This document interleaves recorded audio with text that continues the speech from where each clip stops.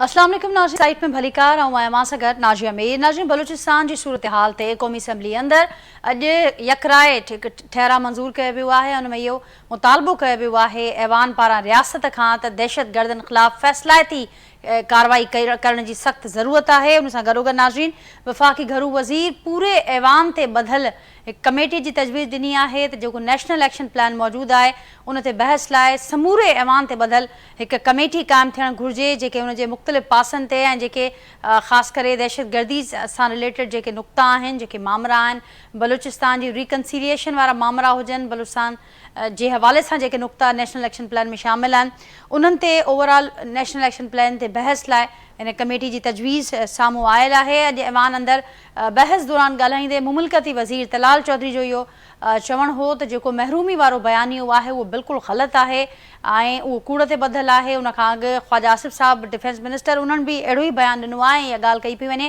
त बलूचिस्तान जेका मादनी दौलतूं असां मादनी दौलत चऊं, वसीला चऊं, उन्हनि खां मालामाल आहे, शाहूकार आहे।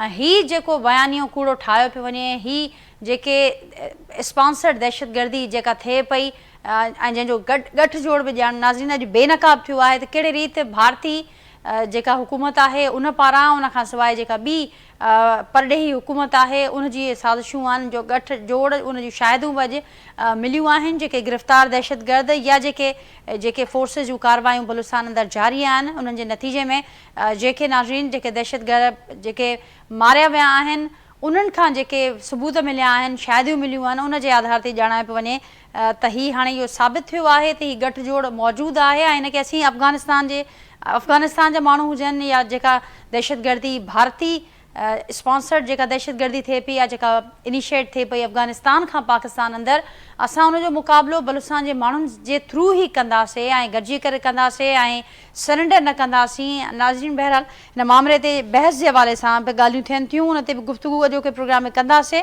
उन खां सवाइ अॼु जॾहिं हीउ बहस हलंदड़ो त हिकिड़ो मुतालबो इहो बि साम्हूं आयो नूर आलम साहब पारां त हीउ जेका समूरी सूरत हाल आहे केपी दहशतगर्दी खां तमामु घणो मुतासिर सूबो आहे, इन करे उनखे बि इन रिथ जो हिसो बणायो वञे ऐं फ़ैसिलाती जेका कार्रवाई आहे उनजी ज़रूरत केपी अंदरि बि मौजूदु आहे। उन खां सवाइ हिकु ॿी डेवलपमेंट असांखे नज़र अचे पई नाज़रीन, पाकिस्तान समेत दोस्त मुल्कनि जी बैकडोर डिप्लोमेसी कामयाबु थी आहे। नेठ ईरान ऐं अमेरिका विच में छिकताण खे घटाइण लाइ जेके कोशिशूं उहे नतीजा ॾींदे असांखे नज़र अचनि पियूं ऐं हाणे सिधी रीति ॻाल्हियुनि ते ईरान ऐं अमेरिका इतफ़ाक़ करे वरितो आहे। पाकिस्तान खे बि इन ॻाल्हियुनि में शरीक थियण जी दावत ॾिनी वई आहे। ई नाज़रीन ॻाल्हियूं ईंदड़ जेको जुमो आहे उन ते इस्तंबोल में थींदियूं ऐं उन में परॾेही वज़ीर इसहाक़ डार साहब पिणु उन में शिरकत कंदा, पाकिस्तान जी नुमाइंदगी कंदा। नाज़रीन, कहिड़ा नतीजा ॾींदियूं इहे ॻाल्हियूं उन ते पिणु अॼोके प्रोग्राम में गुफ़्तगू कंदासीं। ऐं उन खां सवाइ हिकु ॿी डेवलपमेंट असांखे नज़र अचे पई पॉलिटिकल फ्रंट ते, ख़ासि करे गुज़िरियल कुझु वक़्त खां जेका पॉलिटिकल इनस्टेबिलिटी असांखे मुल्क अंदरि नज़र आई ऐं मुसलसल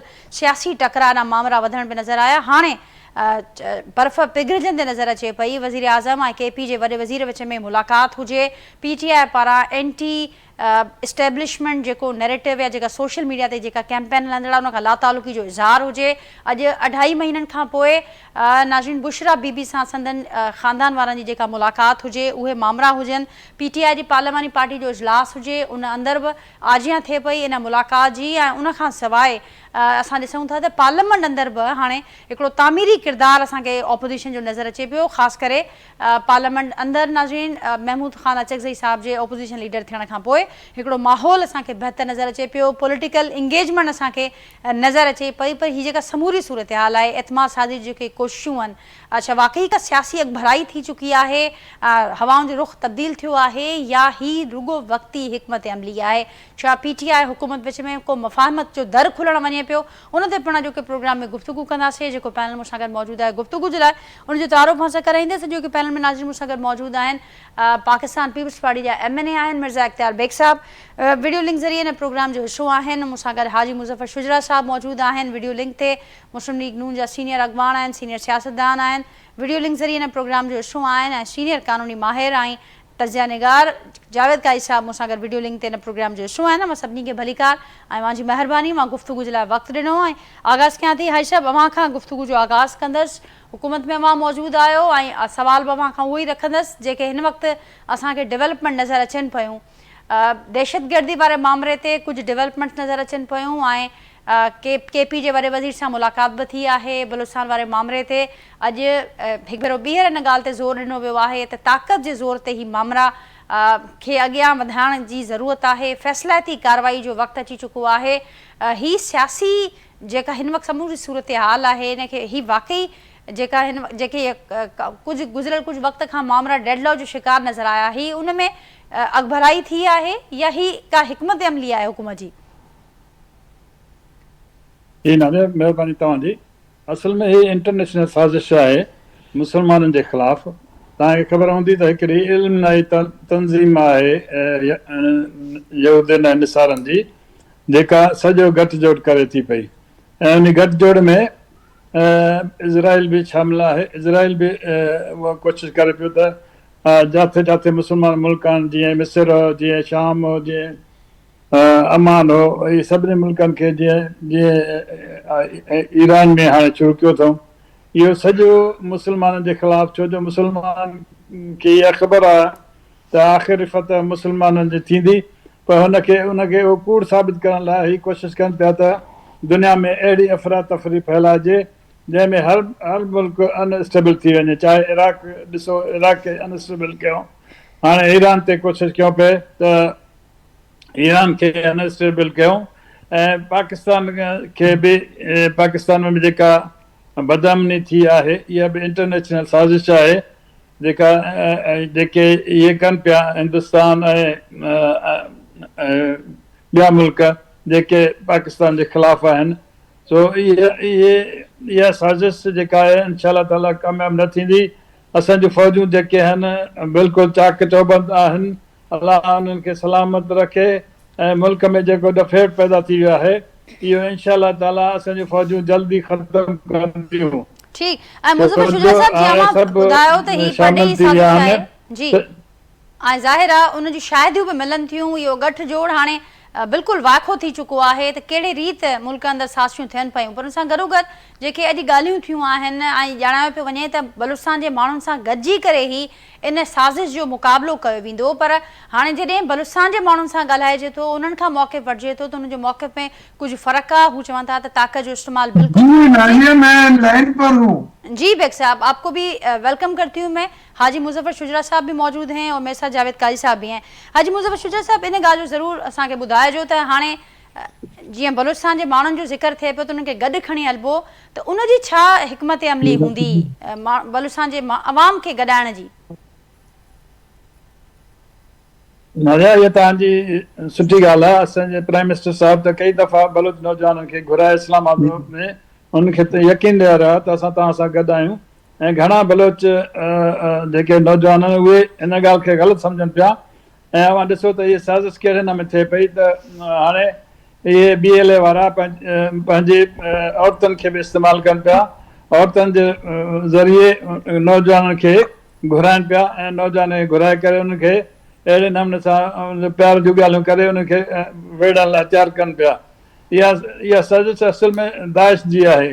दाइश जेका आहे हिकिड़ी अहिड़ी तंज़ीम आहे जेका नान मुस्लिम पाण खे मुस्लमान त सॾाइनि था, पर नान मुस्लमान थी करे सॼी दुनिया में जिते जिते मुस्लिम रियासतूं आहिनि उनजे ख़िलाफ़ु कमु करे पई ऐं हाणे बि इनखे बलोचनि खे उहा सपोर्ट करे पई।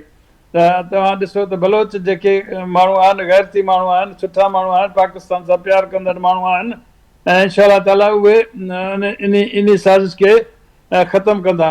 कल्ह टोन जेको वाक़ियो थियो आहे तमामु दिलि ॾुखींदड़ वाक़ियो थियो आहे, जंहिंमें केतिरा ग़रीब वीचारा 25-30 माण्हू ग़रीब वीचारा शहीद थिया आहिनि। असांजे पाक फ़ौज जा नौजवान शहीद थिया आहिनि, जेका तमामु ॾुखींदड़ ॻाल्हि आहे।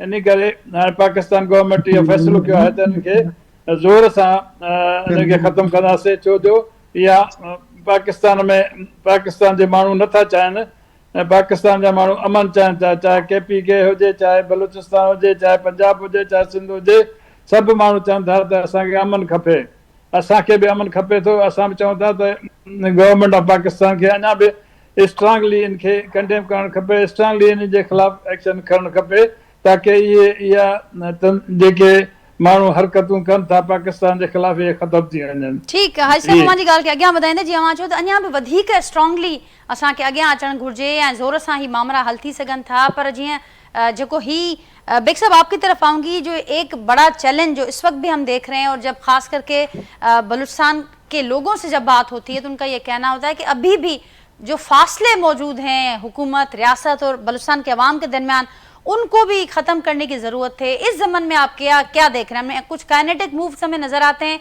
जब भी दहशतगर्दी के ऐसे वाक़यात हों। ये बात बिल्कुल सही है आपकी कि फासले बढ़ते गए हैं कम होने के बजाय, और उसकी दो वजूहात हैं।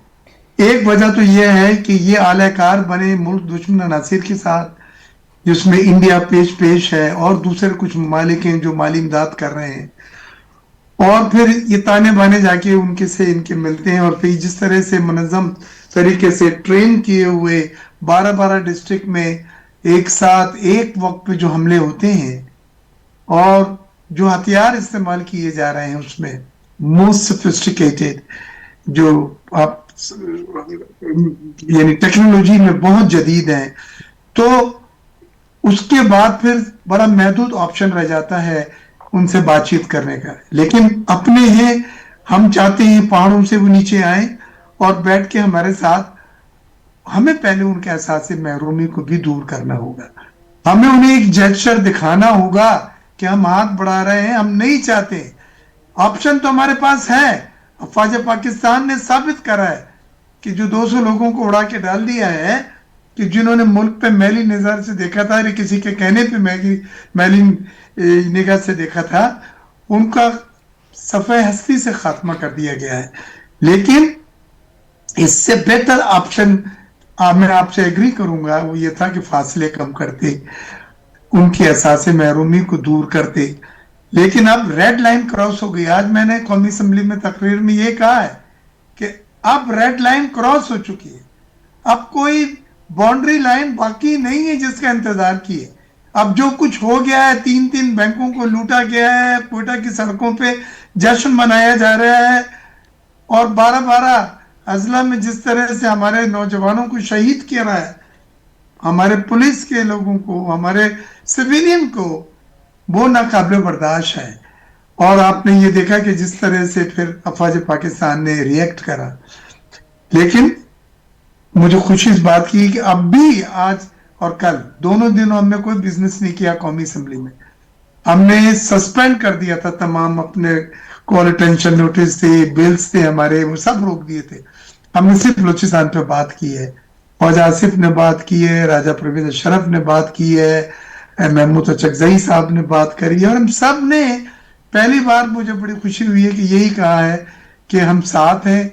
100% पहले है, पाकिस्तान पहले है, बाद में फिर दूसरी बातें और सियासत है, और लिहाजा हम अपने अफवाज को पूरा सपोर्ट करते हैं।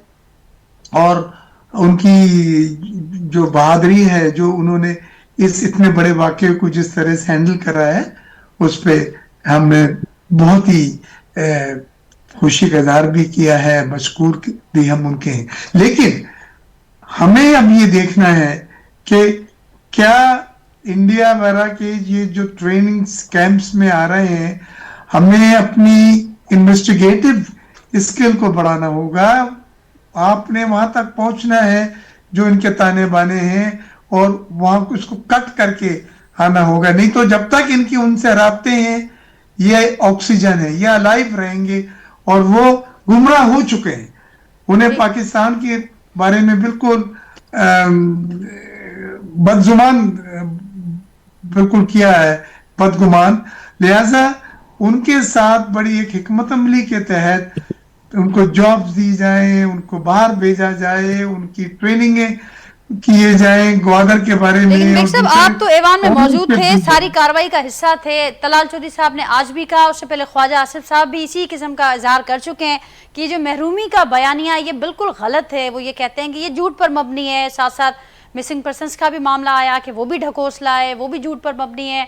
आपने अभी कहा जैसे कि नेशनल एक्शन प्लान का भी जब जिक्र होता है तो उसके तो उन नुकात में तो एक नुक्ता ये भी है कि बलूचिस्तान के लोगों को के साथ जो इस वक्त भी फासले मौजूद हैं उनको घटाने की ज़रूरत है। तो ये जो पैरेलल जो दो मुख्तलिफ नैरेटिव सामने आ रहे हैं, किस तरीके से किसी कोई एक हिकमत अमली बन पाएगी इस सूरत हाल में? देखिए दलाल साहब का और ख्वाजा आसिफ साहब का हुकूमती बयानिया है, हुकूमती नैरेटिव है, जो हर कोई हुकूमत की तरफ से होता तो वो अब डिफेंड करता है अपने आप को। हम न्यूट्रल होके इसलिए भी जरा बात कर रहे हैं कि हमने वो लचक हमने दिखानी है। हमने अगर लचक नहीं दिखाई तो सूरत हाल मैं समझता हूँ मजीद गंभीर हो जाए, खराब हो जाए, जो हम अफोर्ड नहीं कर सकते। हम ऑलरेडी दयानत बिल्कुल एज पे खड़े हुए हैं, कोने पे खड़े। बेग साहब आपकी बात को आगे बढ़ाऊंगी। जावेद काई साहब भी हमारे साथ मौजूद हैं। काई साहब अवां कीअं ॾिसो पिया बलोचिस्तान जी सूरत हाल, उन खां पोइ असां ॾिठोसीं उते कार्रवाई भी नज़र आई ऐं हिन वक्त भी ऑपरेशन जो सिलसिलो उते हलंदड़ आहे। ऐवान अंदर जीअं बेग साहब भी असांखे ॿुधायो त पूरे जेका कार्रवाई हुई, रूटीन जो जेको बिज़नेस हो उनखे मुअत्तिल करे इन मामले ते ॻाल्हायो वियो आहे। अहम फ़ैसिला वरिता पिया वञनि। इहा भी ॼाणायो पियो वञे त नेशनल एक्शन प्लान ते बहस थियणु घुरिजे, वरी उनखे रिविज़िट करण जी ज़रूरत आहे। अवां कीअं ॾिसो पिया इन मसइले खे ऐं इन जो हल ॼाणायो पियो वञे त सियासी कोन्हे, इन जो मसइले जो हल रुगो फ़ौजी हल आहे। अवां कीअं ॾिसो पिया इन शइ खे, छा चवंदो नाज़िया? बेसिकली जेका टाइमिंग है पूरे तमामु वॾो हिल ताईं बलूचिस्तान में जेके भी ये कार्रवाई थियूं आहिनि उनखां तमामु वॾी कार्रवाई हुई ऐं उनमें 10-12 जेके आहिनि से डिस्ट्रिक्ट्स खे उन्हनि जेको आहे सो टारगेट कयो, जेल भॻा, पुलिस स्टेशन जेको आहे सो उनते हमला थिया, बैंकूं लूटियूं ऐं ख़ासि करे वरी कुझु माण्हुनि मासूस जेको आहे सो उनखे जेको आहे सो एतिरो नेटिव न सम्झो बलूच इंडिजिनस पीपल। हाणे इन पूरी सूरत हाल में जेको आहे उहा टाइमिंग इहा आहे त इंटरनेशनल सूरत हाल ॾाढी ख़राबु आहे ऐं हुनमें ईरान ते केॾी महिल हमिलो थी सघे थो जी ख़बरूं पियूं हलनि ऐं ख़ुदि जेको ईरान जे अंदरि जेका रिजीम चेंज जी जेका पोज़ीशन आहे अगरि वञे थी पई त पोइ त इसराइल असांजे सफ़ा हल अची वियो थो, छाकाणि त पुख़्ता आणनि पिया ऐं उहो माना हुनखे ॻाल्हाए पियो त बेसिकली इंडिया सां बि चेन मिलंदो रहे ऐं अफ़गानिस्तान बि शामिल आहे, हुनजे थ्रू जो कुझु थिए पियो त इन ते पराया आहिनि। जो सीरियस क़िस्म जो हिकिड़ो जवाबु ॾियणु सख़्तु ज़रूरी आहे, पर छा इहो हेॾो आसान आहे? चङा हुननि जो अटैक करणु त आसान आहे न, जॾहिं असीं हुन में अटैक कंदासीं त कोलेटरल डैमेज थियण जो तमामु शदीद ख़दशो आहे ऐं उहो कोलेटरल डैमेज उन्हनि खे वधीक ताक़तवर कंदो। उहो चवंदा ॾिसो आम इनोसेंट माण्हू मारिया विया आहिनि, तंहिंजे करे हाणे इहो इंतिहाई कॉम्प्लेक्स स्ट्रक्चर में हलिया विया आहिनि। उनमें सॼी मुल्क खे हिकिड़ी यूनिटी खपे थी पई, सभु में हिकिड़े ॼण घुरिजे त जीअं चयो त सभु आम वोट थियण तयारु। दिस विल बी इंतिहाई अहम आंसर इहो ई आहे त हुनखे हिकिड़ी यूनिटी सां मुल्क पूरो यूनिटी सां उनखे ॾिसे। ॿियो जेको आहे त तव्हां ॾिठो हूंदो नाज़िया त पेशावर, इस्लामाबाद, लाहौर, कराची उनमें तमामु फ्रीक्वेंट जेके आहिनि से विज़िट्स थियनि थी पियूं ऐं ख़ासि करे ट्रेन में त तमामु घणी फ्रीक्वेंट विज़िट्स थियनि थी पियूं। पर हिते कोयटा जेको आहे हिकिड़ो कॉर्नर इलाइक़ो आहे, उते एॾी का मेन जेका एक्टिविटी कान थी थिए, इन करे CM खे हर ॿिए हफ़्ते उते हुअणु घुरिजे। कैबिनेट जी मीटिंग जेका आहे सा हर ॿिए हफ़्ते ते 1 महीने में उते थियणु घुरिजे ऐं इहे सभु जेके बि फेडरेशन जा माण्हू आहिनि उहे डिस्ट्रिक्ट वाइज वञनि, उते वञनि, उन सां इंटरेक्ट कनि, उन नौजवाननि सां मिलनि ऐं जे नौजवान तव्हां जे मां निकिरी वियो त नाज़िया तमामु वॾो मसइलो थींदो। अॼुकल्ह जेका आहे सा जेका आहे नई जनरेशन जेका आहे उहा डिटर्मिन थी करे पई, उहा डिटर्मिन थी करे पई KPK में, उहा डिटर्मिन थी करे पंजाब में, उहा डिटर्मिन थी करे पई सिंध में, उहा बलूचिस्तान में थी करे। लेकिन बलूचिस्तान जो मजबूरी नैरेटिव जेको आहे उनमें हीअ जेका गवर्नमेंट आहे असां वारी जेका आहे उहा क्लासिकल गवर्नमेंट आहे। उहे साॻा ई जेके आहिनि से सरदार वेठा आहिनि, उहे साॻे जेके लाठियूं आहिनि, साॻा ई चुग आहिनि, उहे साॻियूं स्मगलिंगूं आहिनि, साॻे ई हीरो जो कारोबार आहे, साॻियो ई पेट्रोल स्मगलिंग आहे ऐं साॻियो ई चार्ज जेको आहे पेट्रोल थो थिए। भारत जो पेट्रोल त बि बंदि कंदो स्मगल थिया त हुन में लखे माण्हू उहे बि अनएम्प्लॉय थियनि था न जेके जेन्युअन बि न आहिनि उन्हनि सां टेररिस्ट सां गॾु, पर हुनजो रोज़गार आहे, पर जो बंदि थींदो रोज़गार तव्हां वटि को अल्टरनेट आहे, जे अल्टरनेट आहे त हुन वटि सोर्स आहे उहो हलियो वेंदो ऐं तमामु वॾी फंडिंग पई थिए न, तमामु वॾी फंडिंग पई थिए। जेको आहे हीउ जेको हुन वक़्तु जेको हिनखे मई में जेको इंडिया खे मूं तौरु जवाब ॾियो आहे असांजे तरफ़ां त जेकर हींअर तमामु वॾी तयारी करे पिया अचनि, ठीकु आहे न। ऐं असीं हिकिड़े अहिड़े जेको आहे सो धर्मशाला में बीठा आहियूं जंहिंमें असांखे ख़बर ई न आहे त असांजो अमेरिका दोस्त आहे या न आहे। अॼु वरी जेको आहे हुनजो तमामु वॾो ठा थी वियो आहे ट्रेड जे कॉन्टेक्स्ट में। इंडिया जो हाणे उहे जेके टैरिफ्स आहे उहे 18% ते पहुता, इंडिया माना हाणे वापसि हली बिज़नेस एज़ यूज़ुअल चऊं अमेरिका खां। इंडिया वरी जेको आहे तमामु घणो वेझो थी वियो चाइना सां ट्रेड जे कॉन्टेक्स्ट में, इंडिया यूरोपियन यूनियन सां। त कुल ट्रम्प जी जेका पॉलिसी उहा माना फायर करे वई आहे, उहा माना माउथ टेक करे वई आहे, हुनजो कोन थो अचे पियो। उहो को पाकिस्तान खे तमामु घणे मुश्किल में विझे थो पियो। त अफ़गानिस्तान पाकिस्तान जे ख़िलाफ़ जेके इंटरनेशनल साज़िशूं आहिनि उनजो जेको आहे सो इहो रिएक्शन आहे। पर इंतिहाई अहम आहे, असां बलूचिस्तान खे इग्नोर कोन था करे सघूं पिया। असांखे हुतां जी इंडिजिनस वॉइस खे ॿुधणो पवंदो, उनखे पार्टिसिपेट करणो पवंदो। उनजी जेके बि बुरियूं भरियूं ख़बरूं आहिनि, जेके बि असांजी गारियूं ॾियनि था जेको पाकिस्तान जे ख़िलाफ़ तमामु घणो डरे, उहो तमामु सब्र ऐं तहमुल सां ॿुधणो पवंदो। किथे डॉक्टर मालिक जंहिंखे तव्हां जेको आहे सो इग्नोर करे वेठा आहियो, किथे अताउल्लाह बेंगल जेको आहे अख्तर बेंगल साहब, उहो किथे आहे। जेके हिकिड़ा उहे जेके फेडरेशन में वेही तव्हां सां बलोच लीडर्स ॻाल्हाईंदा हुआ, उहा हासिल ज़मीन जहिड़ा, तव्हां उन्हनि खे इंटरेक्ट कयो। ऐं बलोचिस्तान जो हल जेको आहे त बलोच लीडरशिप में ही आर्टिफिशियल लीडरशिप न आहे, हिकिड़ो पार्टियूं ठाहे रातो राति पार्टियूं ठाहे उनखे रातो राति चीफ मिनिस्टर करियो, पोइ त हेड को वठो असां वरी पाकिस्तान पीपल्स पार्टीअ खां। This is not a way, this is not because artificial way में गवर्नमेंट नथी थी सघे। भले हिकिड़ी केपीके में तव्हां हेॾी सारी गवर्नमेंट बर्दाश्त था कयो जेका तव्हांजे वफ़ाक़ जे ख़िलाफ़ थी रखे पई, बलूचिस्तान में छो न? बलूचिस्तान खे हिकिड़ो जेको आहे सो मिलिट्री जे कॉन्टेक्स्ट में वॾो ऑपरेशन हिकिड़ो तमामु सेंसिटिव हसास ऐं तमामु सोचे सम्झी, ईअं न त इनोसेंट माण्हू खे असां विझो ऐं पोइ वरी पिछे में ॻाल्हि थिए थी वञे। ठीकु, जेका तव्हांजो त यूनिटी ऐं जेका ज़रूरत इन शइ जी आहे त जेके हाणे ग्राउंड ते जेके मामला आहिनि, जेके मसइला आहिनि, नौजवाननि जो अवां ज़िक्र कयो त इन्हनि खे न रुॻो ॿुधणो पवंदो पर जाइज़ ख़दशनि खे फौरी हल ब करण जी ज़रूरत आहे, तॾहिं ई असीं अॻियां वधी सघंदासीं। हाजी साहब, उन सां गॾोगॾु असांखे जीअं ज़िक्र हले पियो त तमामु वॾो इहो दहशतगर्दी जो चैलेंज आहे। बलोच जेका ॻाल्हि काई साहिब हिते कई, बेग साहिब हिते कई, त जेको हीउ महिरूमी वारो हिकिड़ो जेको एलिमेंट आहे बलूचनि जे अंदरि, नौजवाननि जे अंदरि ख़ासि करे, उहो बि ज़ाहिर आहे ज़मीनी हक़ीक़त ते ॿधलु आहे, रियल आहे ऐं उनखे एड्रेस करण जी ज़रूरत आहे। असां ॿी डेवलपमेंट ॾिसूं पिया त केपी जे वॾे वज़ीर सां वज़ीर आज़म मुलाक़ात कई ऐं उते बि इन हवाले सां असांखे हिकिड़ी बहितर मामला थींदे नज़र आया। त हीअ उन हवाले सां बि असांखे ॿुधाइजो त PTI सां या KPA सां दहशतगर्दी जे हवाले सां, उनजी रोकथाम जे हवाले सां को सुठो वर्किंग रिलेशनशिप ठहणु वञे पियो।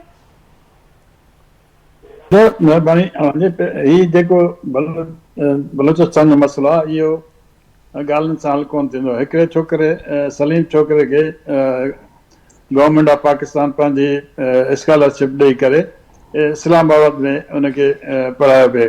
उहो कीअं वियो वरी दाइश ॾे? इहे महिरूमी जी बिल्कुलु असां ॻाल्हि कयूं, का ॻाल्हि ई कोन्हे।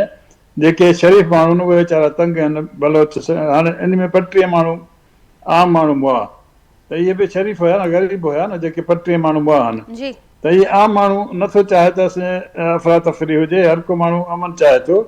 बहरहाल उहा ॿी ॻाल्हि आहे। हाणे जेका ही मुलाक़ात थी आहे KPK जी ऐं प्राइम मिनिस्टर साहिब जी, त इहा प्राइम मिनिस्टर साहिब त हुनखे वेलकम कयो आहे। ऐं असां पहिरियों ई चवंदा हुआसीं त बाबा सियासत में टॉक्स थींदा आहिनि, ॻाल्हियूं थींदियूं आहिनि, ॻाल्हियूं कयो, हुन में ॻाल्हियुनि मां ॻाल्हियूं निकिरंदी आहे, ॻाल्हियुनि जो हल निकिरंदो आहे। जेकॾहिं ॻाल्हियूं न कंदव ऐं सिर्फ़ु चवंदो त भई यलगार हुजे ऐं असां हुनखे हे करे छॾींदा, हू करे छॾींदासीं, त इहा नामुमकिन ॻाल्हि आहे। इहा हाणे ॾाढी ख़ुशि ॻाल्हि थी आहे त KPK जो चीफ मिनिस्टर साहिबु प्राइम मिनिस्टर साहिब सां मिलियो आहे ऐं हुन में ॻाल्हियूं ॿोलियूं थियूं आहिनि। ॻाल्हियूं ॿोलियूं इंशाअल्लाह ताला वरी हुननि चयो आहे त असां 15-16 फरवरी खां पोइ वरी असां हिकु मुलाक़ात कंदासीं। त इहो पिणु सुठो आहे।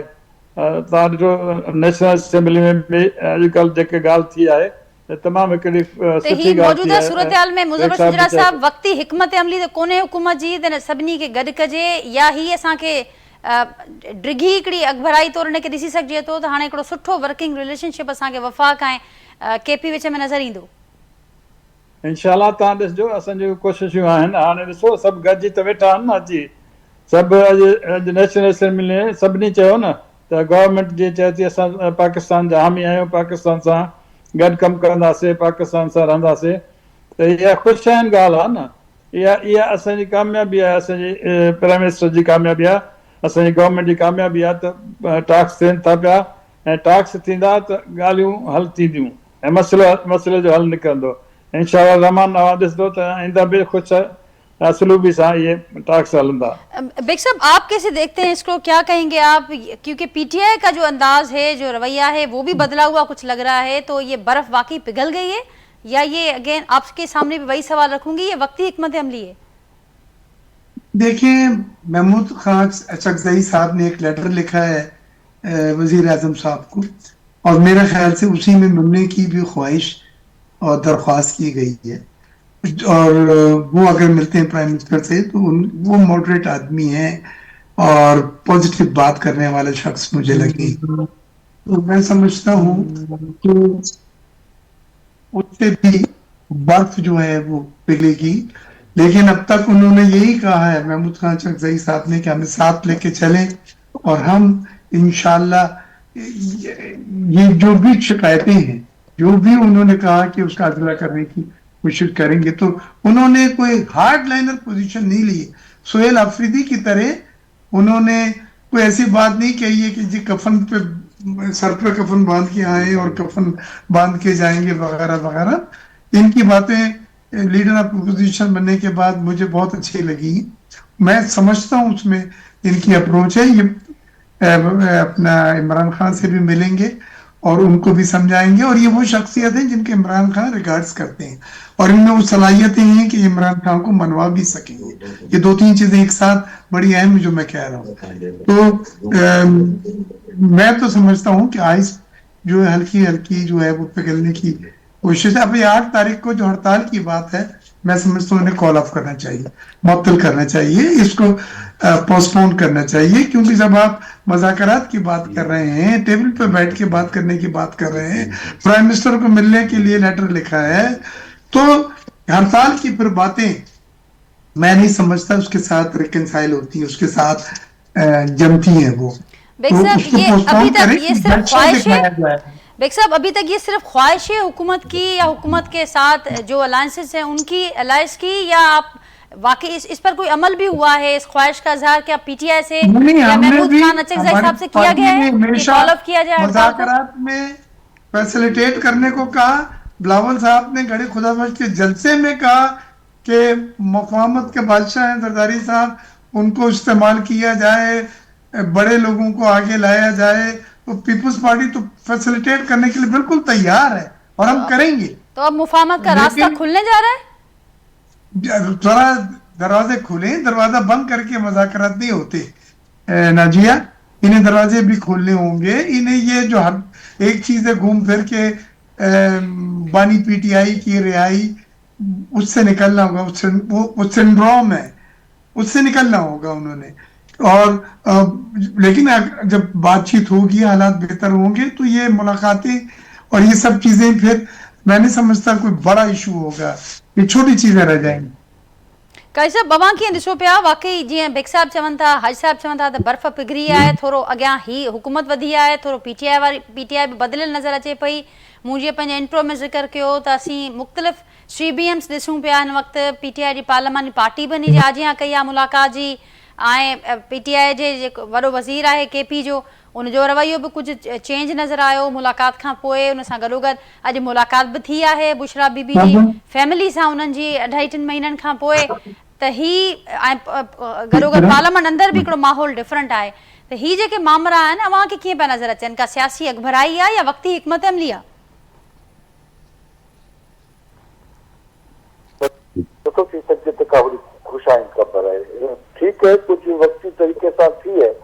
सवाल इहो आहे त ही जेको अफगानिस्तान कयो थे, उन जो जेको अफगानिस्तान जो जेको पूरो हिसाब किताब हो, जेको चए थो असां वधीक के तव्हां गवर्नमेंट आहे जेको हिन करे इशू थी वियो आहे। त भई त जेके तालिबान कया उहो केरु कया तालिबान कया? तालिबान के मिलन आंदो उन्होंने इमरान खान आंदो जनरल फैज़ल अमीर आंदो या राजा इहो वरी इन ॻाल्हि तव्हांखे थोरो अॻिते करे मां वरी हीअं पेश कयां ही जेको जनरल मुशर्रफ जे वक़्त पर बुकीअ खे जेको मर्डर कयो ही त पोइ हिन खां पोइ बलोचिस्तान जी सूरत हाल पैदा थी तंहिंजे तहत तव्हांखे जेका ॻाल्हि सम्झ में नथी अचे पई उहो इहो आहे त पाकिस्तान में जेको रियल डेमोक्रेटिक डेफिसिट आहे उन जी हिकिड़ी मैनिफेस्टेशन आहे ऐं उहे जेके एक्यूमुलेट थी तव्हांखे हिकिड़ा पूरा ट्यूमर लॻा आहिनि हिकिड़ो त बलोचिस्तान में लॻो आहे ट्यूमर ख़ासि करे बलोचिस्तान घटि में घटि जेका आहे वफ़ाक़ में पार्टिसिपेशन ख़ुदि बलोचिस्तान जी में बलोचनि जी अंदरि पार्टिसिपेशन ख़ुदि बलोचिस्तान जो हिकिड़ो क्रिटिकल इकोनॉमिक जेको आहे सरदारी सिस्टम जेको आहे सो माण्हुनि खे वधाइणी कोन थो ॾिए ख़ुदि तव्हांजे बलोचिस्तान जे अंदरि जेको आहे हिकिड़ो इहो वरी कंप्रोमाइज़ करण सरदारनि सां ऐं उहे सरदार हिकिड़ी पंहिंजी हिकिड़ी जेका था ठाहे वेठा जीअं असांजा हिते सिंधिया वॾेरा पोइ हिकिड़ो अॼु को वॾेरो पकड़िजी पियो आहे हुनजो चयो आहे त मूं वटि त ईंदा आहिनि इहे कर इहे चोर जेके बि जेके आहिनि बलोचिस्तान जा जेके घुरबल माण्हू आहिनि से मूं वटि घर रहंदा आहिनि फलाणा मूं वटि घर में रहंदा आहिनि ऐं त धाड़नि जी नानी आहियां त कंहिंजे देश करे पाकिस्तान खे हिननि धाड़नि जी नानी न रहणो आहे उहो सिंध में सिंध खे वॾेरनि खे रहणो आहे उनखां अॼुकल्ह क्राइम्स में जेके हिस्सा आहिनि बलोचिस्तान सरदारनि जा जेके आहिनि जेके रवैया तभी वो जेको पंजाब में जेको आहे कम अज़ कम न आहे बाक़ी जॻह त हुते केपीके में बि त थिंग इज़ दैट तव्हांजो पूरो जेको इकोनॉमिक इंफ्रास्ट्रक्चर आहे बलोचिस्तान में या केपीके में उन में ख़ासि करे बलोचिस्तान जो बिल्कुलु जेको आहे उते जेका मिडिल क्लास जेका शेप बि कान थी करे जेका आहे मिडिल क्लास त उहा इग्नोर्ड मिडिल क्लास आहे उन में हीअ जेको तव्हांजो पीटीआई त पूरी अॼु बि चवां सुभाणे चवां ट्रिप जा इनका तो बहुत ज़्यादा लिंक्स है जेका फंडिंग थी रही है हे थी रही है ये जेको हिसाब किताब है आई डोंट सी के ये जेको को पाण खे धार करे ही प्लान जेको आहे तो हिकिड़ो जेको आहे तो वठी इहो चुप करे वेठा वरी कॉन्स्टिट्यूशन जी वरी ॻाल्हाईंदा तंहिंजे करे असांखे तमामु जामे अंदाज़ में तमामु सीरियसली जेको आहे सोचणो आहे इहा ॻाल्हि जेका आहे त तमामु दुखी थी वई आहे हिन में तमामु सीरियस सोचण जी ज़रूरत आहे ठीकु काई साहब मां ॻाल्हि खे अॻियां वधाईंदे तमामु जामे अंदाज़ सां अॻियां वधण जी ज़रूरत आहे समूरनि एंगल्स खे समूरनि जेके हिन वक़्तु मामला आहिनि जाइज़ा जेको नुक़्ता आहिनि उन समूरनि जो जाइज़ो वठण जी ज़रूरत आहे हाई साहब उन सां गॾोगॾु जेका ॿी हिकिड़ी अॼोके ॾींहं जी डेवलपमेंट असांखे नज़र अचे पई बैकडोर डिप्लोमेसी अवां अकबर ज़िक्र कयो हुनजो त उहा पाकिस्तान समेत दोस्त मुल्कनि जी कामयाबु थी आहे ऐं ईरान अमरीका छिकताण जे हवाले सां तमामु घणी ॻणतीअ जो इज़हार पाकिस्तान बि कयो ऐं ख़िते जे हवाले सां बि पाकिस्तान जे हवाले सां बि तमामु घणी ॻणतीअ जो इज़हार कयो वियो ऐं हाणे इसाक डार साहब हुन में शिरकत कनि पिया जुमे ते जेके ॻाल्हियूं थियणु वञनि पियूं उन हवाले सां छा चवंदो पाकिस्तान जे लाइ हीउ जेको वक़्तु आहे ज़ाहिर आहे हिकु पासे अमरीका आहे ॿिए पासे ईरान आहे केतिरो चैलेंजिंग आहे हीउ मामिलो वॾी चैलेंजिंग मसइलो आहे को आम मसइलो कोन्हे पर इहा मुस्लिम कंट्रीज़ खे ख़ासि करे पाकिस्तान ऐं तुर्की ऐं सऊदी अरब खे शाबाश आहे जो हुनखे मनायो अथऊं ट्रम्प साहब खे मनायो अथऊं ऐं उनखे इन ॻाल्हि ते राज़ी कयो अथऊं त न तव्हां टाक्स कयो ऐं ईरान कयो अथऊं तव्हां टाक्स कयो इहा वॾी सुठी मुस्लमान मुल्कनि जी कामयाबी आहे त उन ॿिन्ही धुरनि खे टाक्स में आमादह कयो वियो आहे ऐं इंशा ताला जुमे ते इन जा टाक्स थींदा मूंखे फुल उमेद आहे त इहे टाक्स कामयाबु वेंदा ऐं असांजो ईरान जेको भाउ मुल्क आहे असांजो उन ते जेका मुसीबत हूंदी अलाह कंदो टरी वेंदी इंशाअल्लाह जी बेग साहब आप क्या नताइज देख रहे हैं इन मुज़ाकरात के हेलो जी बेग साहब मेरी आवाज आप तक पहुंच रही है जी हाँ पहुंच रही है बेग साहब आप क्या नताइज देख रहे हैं जो ईरान और अमेरिका के दरमियान जो मुज़ाकरात होने जा रहे हैं जुम्मे के रोज इस्तांबुल में देखिए जी बैकडोर चैनल से पाकिस्तान और तुर्की अमेरिका के साथ और ईरान के साथ परस्यू कर रहे थे कि बैठ के मुज़ाकरात किए जाएं अमेरिका को रोका गया है हमला करने से उसमें पाकिस्तान और तुर्की का भी एक रोल है किरदार है और ईरान ने इस बात पे इत्तेफाक किया लेकिन ईरान ने कुछ चीज़ें ऐसी हैं कि जिनके ऊपर उसने कहा कि समझौता नहीं हो सकता है जिसमें उसका दिफा और शामिल है लेकिन न्यूक्लियर पावर के ऊपर ज़्यादा मेरे ख्याल से जोर होगा।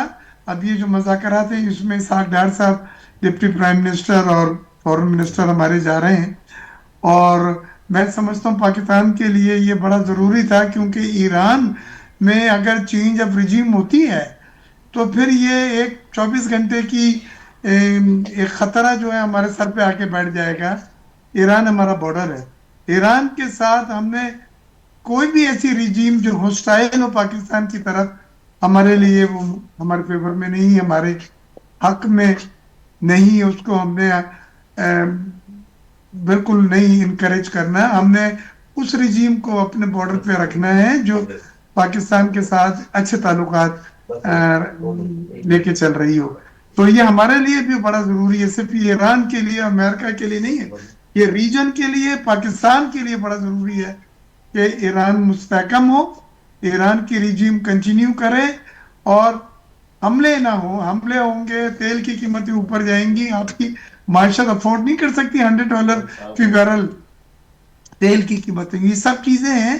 तो ये बिल्कुल दानिशमंदाना फैसला है जो किया गया है, और पाकिस्तान के लिए एजाज की बात है कि अमेरिका और ईरान की जंग में मेडिएटर का वो अपना एक किरदार अदा कर रहे हैं। लेकिन कितना मुश्किल होगा या कितना चैलेंजिंग होगा पाकिस्तान के लिए किरदार अदा करना, जैसे आपने भी बयान किया, एक तरफ ईरान है, दूसरी तरफ अमेरिका, और दोनों के साथ ताल्लुकात की जो नोयत है वो भी सामने है सबके।